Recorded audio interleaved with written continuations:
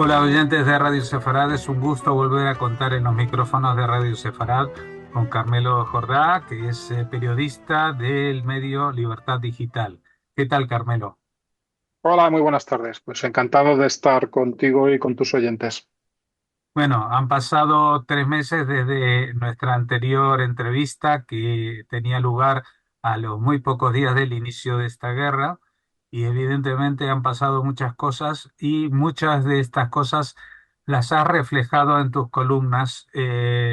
No sé si es la última, pero una de las que recuerdo y que me ha impactado es la titulada El genocidio deseado, donde estamos hablando de muchas cosas que están pasando más allá del campo de combate, también en el campo de la información, porque aquí parece como que hay una guerra paralela, una guerra eh, con personas, con seres humanos, en la cual pues jamás evidentemente está perdiendo, pero otra en la que ha conseguido una victoria total como en muchas ocasiones anteriores, por lo menos pasadas las primeras 72 horas después de la masacre inicial, pues hoy en día hay gente, manifestantes en muchos países occidentales que salen en apoyo de Hamas. Es algo que resulta difícil de concebir, ¿no?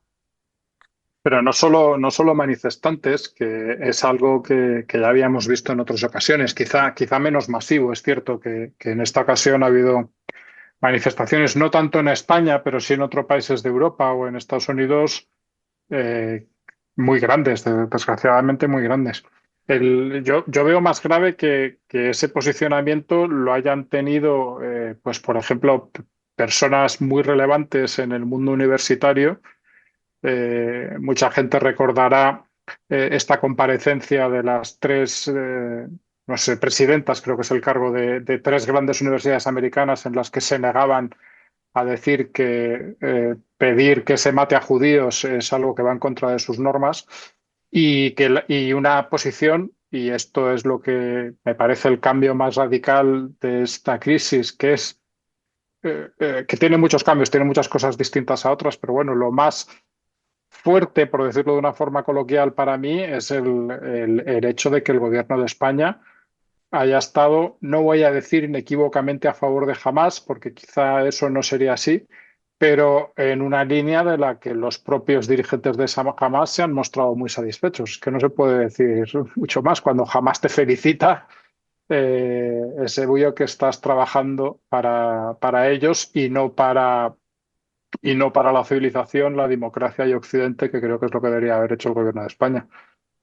Y bueno, no solamente han recibido felicitaciones del grupo Hamas, también de algo que teóricamente está todavía más alejado de la equivalencia o la equidistancia con el tema palestino, como son los hutíes. Es decir, los hutíes también felicitaron a España porque al principio se suponía que iban a participar en no sé cómo llamarlo, cuando participan barcos de distintos países para Sí, la desbloquear misión internacional. la misión internacional para desbloquear el Mar Rojo. Y luego las excusas que ha puesto el gobierno español me parece que son realmente terribles. Es decir, es que ya estamos haciendo cosas por la paz en muchos lados, entonces, y estamos ahí al lado en el Cuerno de África. Es decir, estamos donde tampoco pasa gran cosa, pero donde realmente se nos necesita, pues vamos a escaquearnos, ¿no? Es un poco Y, eso. y vamos a ver, el canal de Suez es vital para el comercio en todo el mundo, pero si es vital para el comercio de una zona concreta, esa zona es el Mediterráneo. Los puertos españoles son algunos de los más grandes del Mediterráneo. Barcelona, Valencia, Algeciras, que ya no está en el Mediterráneo, pero que está al lado y es prácticamente lo mismo, y de hecho es tan importante porque está al lado del Mediterráneo.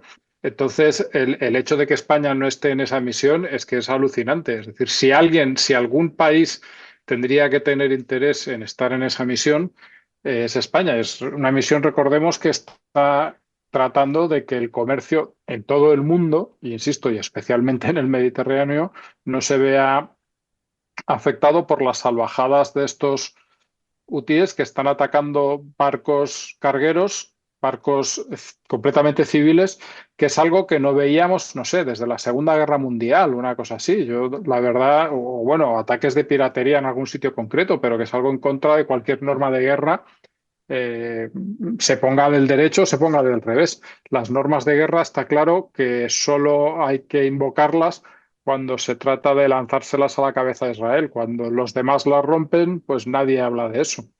Ujú. Bueno, tú en estos artículos que habíamos mencionado, solamente algunos de los últimos, pero que han sido bastante frecuentes en estos últimos meses, como es lógico, porque es una guerra que tiene en vilo al mundo y que protagoniza los titulares, desplazando a otro conflicto que parecía que era el centro del universo, como era la invasión rusa en Ucrania, y que pues ahora hay que ir hasta las páginas muy atrás de los periódicos para encontrar alguna noticia al respecto, pero eh, lo que más me ha llamado la atención es cómo destacas algunos parámetros de esta modernidad, especialmente de la izquierda mundial, eh, empieza no, porque ya ha consagrado con los mejores ojos a los terroristas,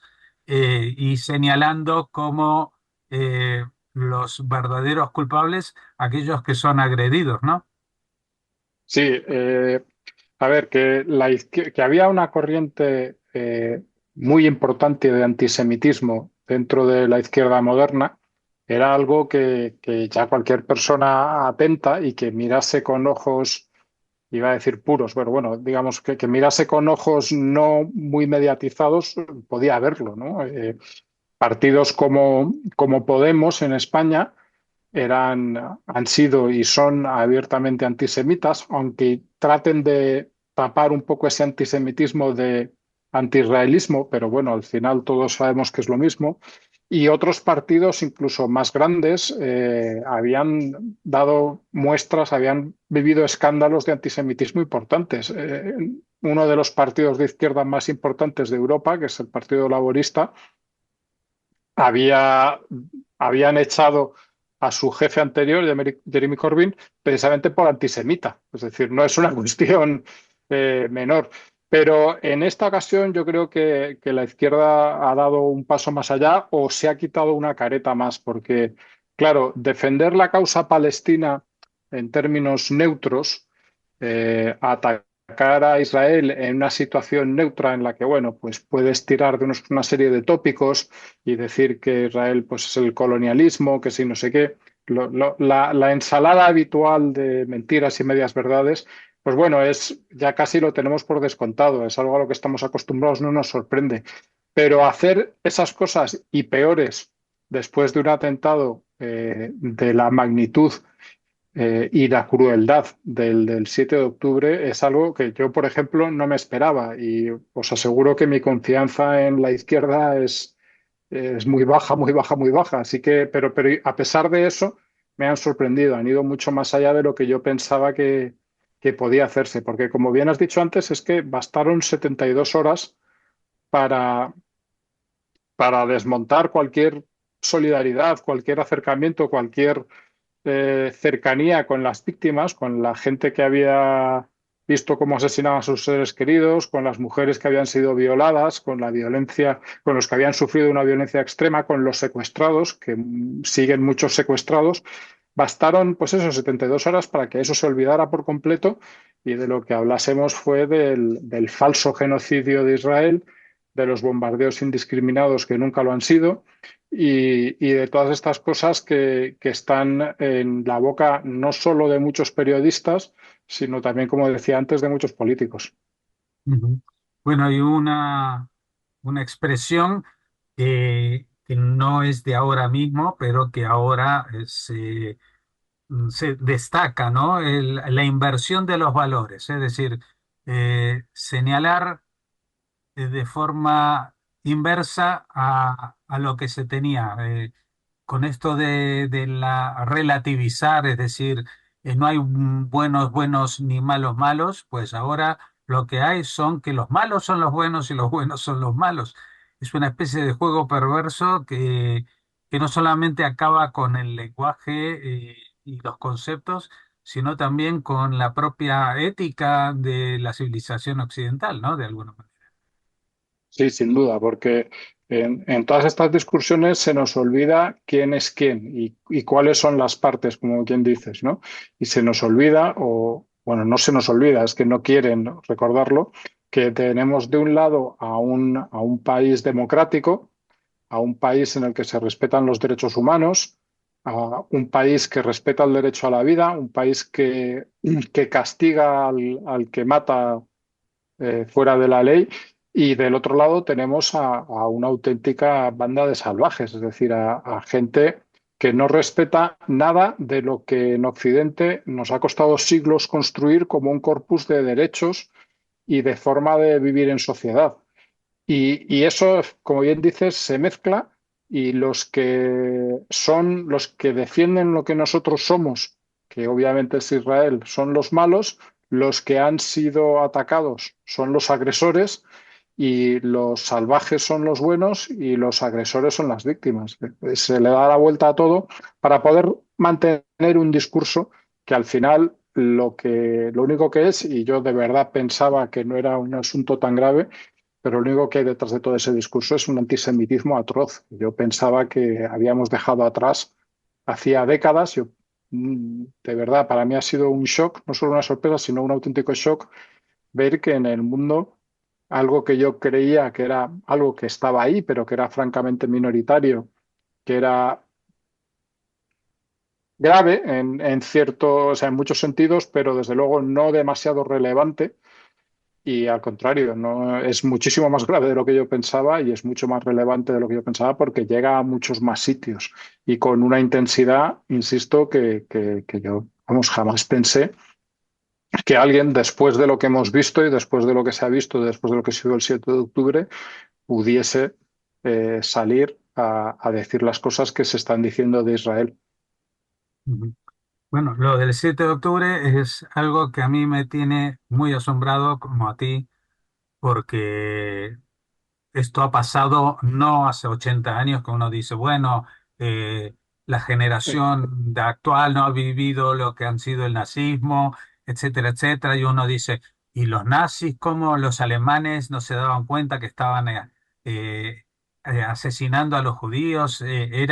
¿Eran cómplices o realmente no sabían que esto que el otro? Pero es que la gente ha visto el 7 o el 8 o el 9 de octubre en las televisiones estos testimonios que grababan los propios atacantes, los propios palestinos, se horrorizaban y eso que no se mostraba ni la milésima parte de la violencia real que había tenido lugar. Y al día siguiente, pues esperaron ¿cuánto? Lo que tardó el ejército israelí en agruparse en la frontera y empezar los bombardeos. Y apenas empezaron los bombardeos, empezaron también los bombardeos de mentiras con las cifras que da un supuesto Ministerio de Sanidad, que no es otra cosa que el propio grupo terrorista, que si siguiera con este ritmo, pues tendrían que haber desaparecido más o menos, o de aquí a 2 meses van a desaparecer todos los niños palestinos del mundo porque las cifras no se pueden verificar, no tenemos ningún No. control No es que y no se puedan verificar, Jorge, perdona que te corrija, es que ya se ha verificado que son falsas. Es decir, ya se ha verificado que hay cifras, o sea, que de un día a otro se inventan datos completamente. Es decir, que o sea, hay días, ha habido gente que ha estudiado esa contabilidad. Hicimos un artículo en Libertad Digital hace un tiempo y descubría que había días en los que habían muerto 300 personas, de las cuales 400 eran mujeres y niños. Poner, las cifras son aproximadas, ¿vale? Para que los oyentes se hagan una idea. Pero eso ya se ha verificado, es decir, ya se ha verificado que es mentira. Y a pesar de ello, yo creo que el 99% de los medios de comunicación del mundo y desde luego muchísimos de España y específicamente los medios públicos, Televisión Española, Radio Nacional, pues siguen hablando de esas cifras como si fuesen una certeza que el propio periodista ha podido ir contando muerto tras muerto hasta estar seguro de que ese dato efectivamente es correcto. Claro, Es una de las paradojas de esta situación. Ha pasado yo creo que en todas las guerras que ha habido en Gaza hasta ahora. En todas también, al final de la guerra, había un momento en el que de una forma se descubría que la cifra que había dado Hamas era completamente disparatada y que no era real, pero sigue pasando, sigue dando igual, porque al final lo que se pretende no es informar. Es decir, quien está dando esas cifras no busca informar a la gente, no busca transmitir la tragedia que se está viviendo en Gaza, que es una tragedia, que eso no lo podemos negar, es una, podemos buscar quiénes han sido los culpables, yo lo tengo clarísimo, pero eso no quiere decir que no sea una tragedia, pero no se quiere informar de esa tragedia, sino que se quiere usar esa tragedia para hacer propaganda anti-israelí y en definitiva antijudía. ujú. Bueno, y aparte hemos visto, por lo menos a mí me ha llamado la atención, eh, un cambio en las manifestaciones de apoyo a los palestinos. eh, Siempre las han habido en épocas de conflictos, enfrentamientos bélicos, etcétera, etcétera, pero que el público español cante al unísono junto con ellos del río hasta el mar, es una expresión Ujú, de decir, vamos a eliminar a los judíos de la tierra de Palestina. eh, y yo siempre me asombro que justamente en España no tengan un clic mínimo, decir, bueno, si esta gente quieren erradicar a los judíos de esta tierra que una vez fue musulmana mayoritariamente, ¿cuál es el siguiente país en la lista? Y evidentemente el otro país que ha estado no 80 años ni 70 años, sino 7 siglos bajo dominio musulmán es justamente la península ibérica. Es decir, que hay que hacer dos más dos para entender de que si Israel, por la razón que sea, cayera, pues España sería el siguiente en la lista. bueno, de hecho, el ISIS en su día lo dijo y lo dejó bien claro. El siguiente país de la lista es España. Los únicos que no lo tenemos claro para ser son los españoles. Yo tengo que decirte que creo que mucha gente en esas manifestaciones grita ese eslogan sabiendo lo que dice, pero que también mucha gente no sabe realmente lo que dice. Eh, no sé si pienso esto para tener una cierta tranquilidad moral de que efectivamente no hay tanta gente absolutamente, iba a decir una palabra muy gruesa, no hay tanto criminal, por decirlo suelto por ahí, que desea efectivamente que se mate a millones de judíos, ¿no? Quiero pensar que es así, pero tampoco estoy seguro al 100%. Pero desde luego, pero sí que es cierto que tanto en España como en otros países, ese tipo de eslogans, ese tipo de gritos se ha repetido y su significado es muy claro. Su significado es hay que exterminar a los, corrígeme si me equivoco, casi 7 millones de judíos que en este momento viven entre el río, que es el río Jordán, y el mar Mediterráneo, en un país que se llama Israel. Eso es, desde luego, y lo ha dicho siempre, lo que quiere Hamas. Eso es, y lo ha dicho siempre, lo que quieren los amos de Hamas, que son los ayatolás iraníes. Y espero, insisto, que no sea lo que quiere la mayoría de la gente que se manifiesta, porque quiero pensar que muchos se manifiestan, bueno, pues porque es una causa que les parece más o menos justa y es algo que al final es cierto que es difícil que si sigues los medios de comunicación o determinados medios de comunicación en España no creas que realmente hay una causa injusta, pero, pero bueno, ya te digo que no tengo mi seguridad al 100% de que no quieran efectivamente exterminar a 7 millones de personas. Ujú.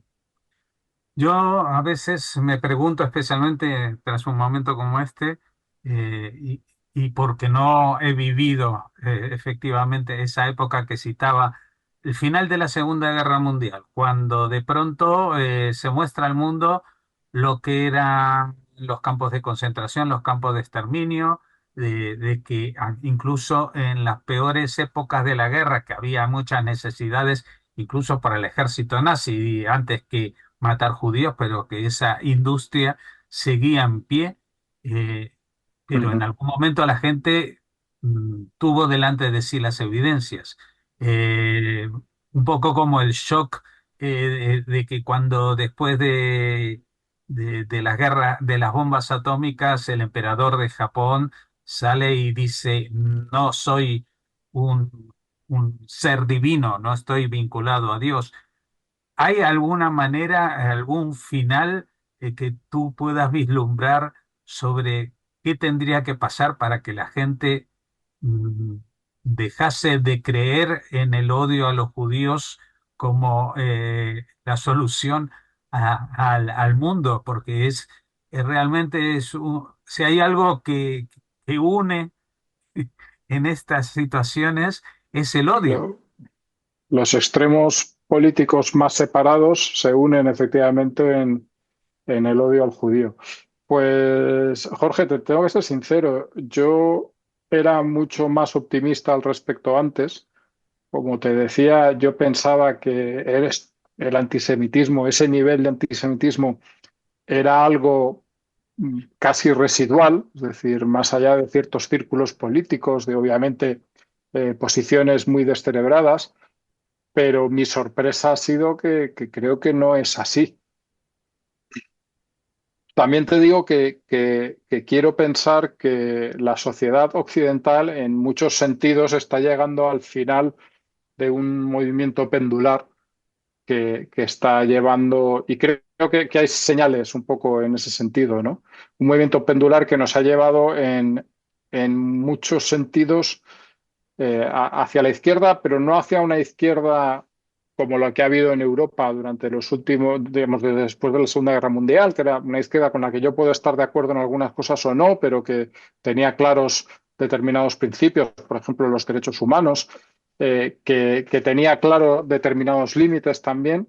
Y en los últimos años me parece que la izquierda se ha desviado a algo mucho más allá de eso y con ello, y con ella se ha arrastrado una buena parte de la sociedad, ¿no? Porque hay una influencia enorme de ese pensamiento muy de izquierdas en la academia, en los medios de comunicación. Sin embargo, quiero pensar que en cualquier momento ese péndulo va a empezar a girar o va a empezar a moverse en el sentido contrario y que en ese movimiento una de las primeras cosas que se va a dejar atrás es este antisemitismo atroz que no tiene sentido en el siglo XXI, en sociedades libres como las que se supone que vivimos y que desde luego nunca ha tenido sentido, pero después del Holocausto debería haber sido una tragedia de ese tamaño, una tragedia tan descomunal, algo tan horrible, por lo menos debería haber sido una vacuna eterna, ¿no? Para el antisemitismo y por desgracia, pues vemos que no lo ha sido. No estoy diciendo que estemos en la misma situación que en la Alemania del 33, pero sí que, vamos, las señales son lo suficientemente preocupantes como para que estemos, pues eso, muy preocupados.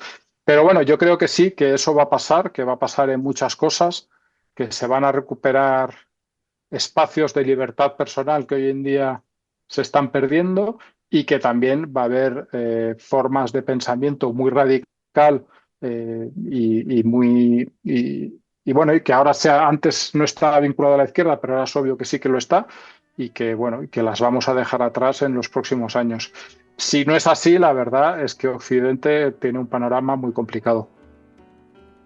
Pues muchas gracias por habernos atendido, Carmelo Jordá. Muchas gracias por verbalizar ahora oralmente, pero también especialmente a través de tu pluma en los medios, estos pensamientos, estas sensaciones y emociones.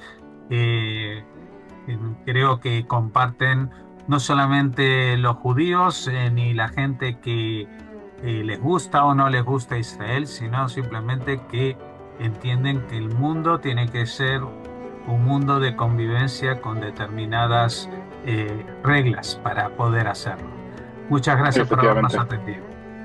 Nada, un abrazo.